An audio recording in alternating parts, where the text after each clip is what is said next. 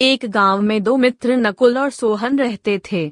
नकुल बहुत धार्मिक था और भगवान को बहुत मानता था, जबकि सोहन बहुत मेहनती थी।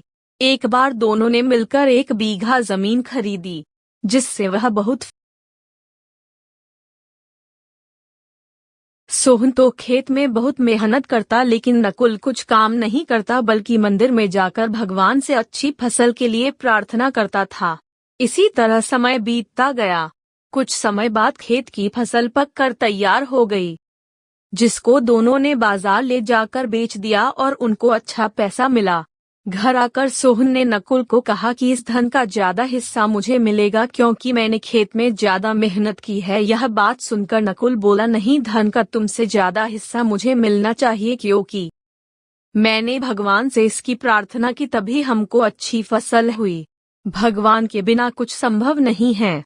जब वह दोनों इस बात को आपस में नहीं सुलझा सके तो धन के बंटवारे के लिए दोनों गांव के मुखिया के पास पहुंचे। मुखिया ने दोनों की सारी बात सुनकर उन दोनों को एक बोरा चावल का दिया, जिसमें कंकड़ मिले हुए थे।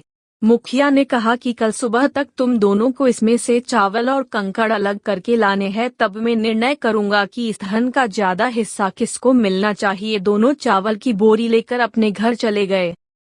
सोहन ने रात भर जागकर चावल और कंकड़ को अलग किया, लेकिन नकुल चावल की बोरी को लेकर मंदिर में गया और भगवान से चावल में से कंकड़ अलग करने की प्रार्थना की। अगले दिन सुबह सोहन जितने चावल और कंकड़ अलग कर सका उसको ले जाकर मुखिया के पास गया, जिसे देखकर मुखिया खुश हुआ।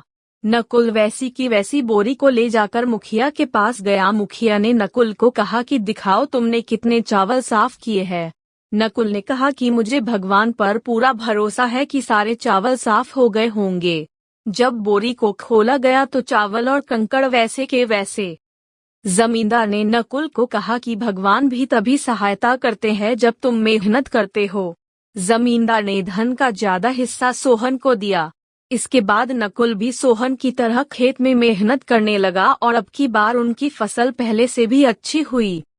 सीख: इस कहानी से हमें यह सीख मिलती है कि हमें सिर्फ भगवान के भरोसे नहीं बैठना चाहिए, हमें सफलता प्राप्त करने के लिए मेहनत करनी चाहिए।